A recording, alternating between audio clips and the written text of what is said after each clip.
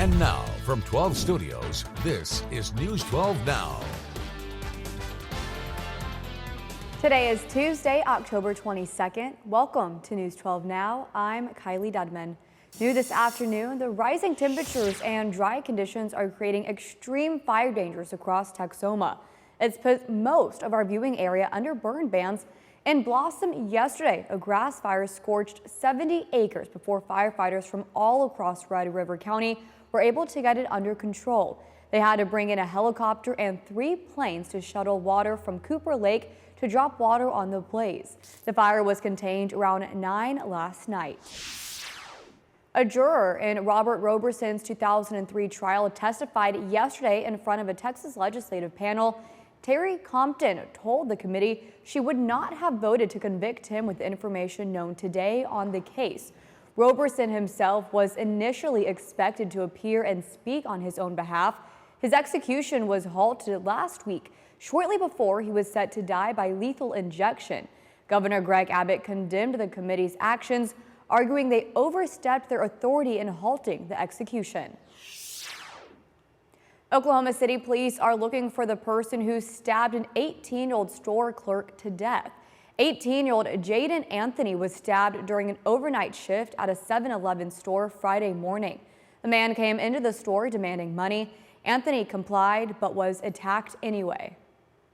The victim in this case did everything that was demanded of her, and for whatever reason, he killed her anyway. Anthony was found dead 45 minutes later by the next person who entered the store.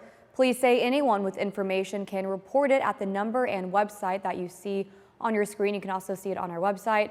7-Eleven is offering a $10,000 reward for tips that leads to the arrest of the suspect, along with another $1,000 from Crime Stoppers.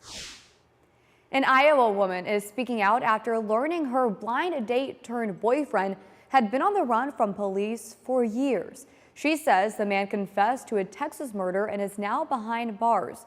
Ophelia Jacobson has her story from Fort Dodge.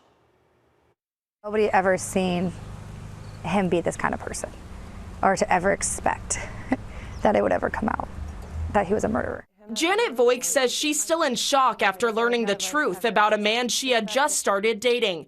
Voigt met Kyle Kulak Thursday through her brother. My brother, saw him on the side of the road, a veteran looking for help.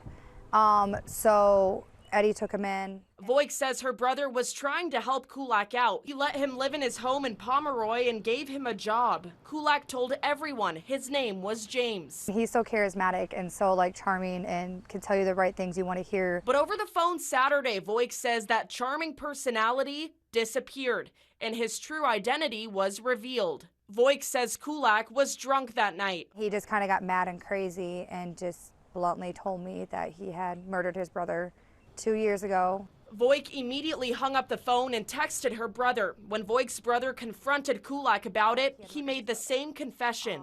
Eddie kicked him out of the house and his stuff and contacted the police. The Calhoun County Sheriff's Office says one of their deputies located Kulak just outside of Pomeroy. He was walking south along Highway 4 Sunday morning. He was detained, and in an hour his identity was verified and his outstanding murder warrant confirmed. Kulak is being held in the Carroll County Jail while he awaits extradition back to Houston. So I learned of the apprehension of Kyle Kulak yesterday morning. The Houston Police Department says Kulak is accused of shooting and killing his brother in March of 2022. He's been on the run ever since. There was that sense of closure in this case once he was apprehended. I did believe it was only a matter of time before he was apprehended. And I'm just happy to help them get the closure, and they can rest at ease that now Kyle is locked up and nobody else is in danger. Voigt says she's still angry about the situation, but she says she's learned her lesson. Just be careful what you do and who you talk to, and don't rush to let somebody in your home. She feels things could have taken a turn for the worse if the truth hadn't come out when it did. Would he have beaten me? Would he have tried anything with me and essentially killed me? And there's times that I wonder if it could have went there. That was Ophelia Jacobson reporting. Well, taking a look at our local news now. Last month, the Texas Commission on Environmental Quality approved a permit for a concrete crushing plant in Denison. Now, the beef farm across the street is fighting back. After the TCEQ approved the permit, Huckabee Farm got a lawyer and filed a motion to overturn. This means they're asking the commission to reverse its decision and block the permit. The filing states that the beef farm and the houses on the property are within 440 yards of the concrete crusher, which isn't allowed. It was important to file the motion simply because it's the right thing to do. We try to be peacemakers, and it fell on deaf ears. Not just myself, but all the residents. It was several hundred people there. The TCEQ has responded to the motion. This means an answer could come as quickly as next month. News 12 will continue to follow this story. Sherman residents will soon see their water bills go up. In last night's meeting, Sherman City Council agreed to increase water rates for the upcoming year. In 2021, a 5-year plan was passed to slowly raise rates to cover the city's growing demand for water and sewer for year 4 of the plan. Residents will see a 6% increase. Texas Instruments and Global Wafers will see a much larger increase to cover the water infrastructure being built for the tech hubs. Hate to say it, Texoma, but our next warm-up is already here. So if you've been a fan of the fall-like feel that we've had over the last several days, it's pretty much gone.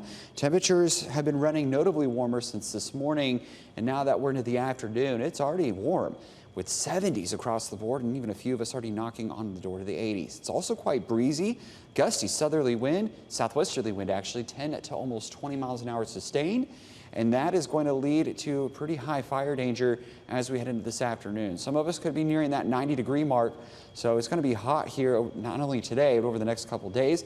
Some minor rain chances this weekend and maybe a pattern change next week. We'll talk about it on the full forecast. Until then, back to you, Kylie. All right, thank you, Brian. Well, early voting is underway in Texas for the November general election. Yesterday was the first day, and many Grayson County residents were eager to cast their ballot early. Early voting runs from now until the 1st, with Election Day on the 5th. Polls stay open 7 in the morning until 7 in the evening. Information about early voting times and locations can be found on this story on our website at KXII.com. Several former GOP officials and government attorneys are urging the Department of Justice to investigate Elon Musk's $1 million sweepstakes. The ex-owner and Tesla CEO has already started giving away $1 million to registered voters in battleground states. In a letter to the DOJ, the group of officials warned this new tactic could be illegal. Federal law prohibits anyone paying people to register to vote. Well, as the week is getting started, we know the news can get a little overwhelming. So let's go over 3 things for you to know. General Motors is on track for record earnings in 2024. Revenue rose more than 10% to nearly $49 billion. That's way more than forecasts projected, considering the costly United Auto Workers Union strike last year, where the company argued that they would not raise worker rates. And new research shows hundreds more infants died than expected in the U.S. in the year and a half after the Supreme Court overturned Roe v. Wade. The new data suggests the impacts of abortion bans and restrictions enacted by some states after the decision have been large enough to affect broader trends.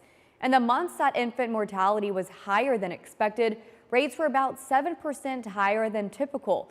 About 80% of those additional infant deaths could be attributed to birth defects. And some X users are up in arms after the social media company changed its terms of service to let its AI train on everyone's posts. On X, artists and others in creative roles are concerned about their work being used to train computers that could someday replace human creators entirely. Other users say they're concerned about personal information in their tweets being used that way. The terms say any users who continue to use X on November 15th will be agreeing to the updated terms. Thank you for watching today's News 12 Now. Make sure to subscribe so you find out why Texoma turns to us. You can also follow us on Instagram and Facebook, where you'll see more social media exclusive content. Want more News 12 Now? Watch us live every weekday through the KXII app on your phone or TV and through our website.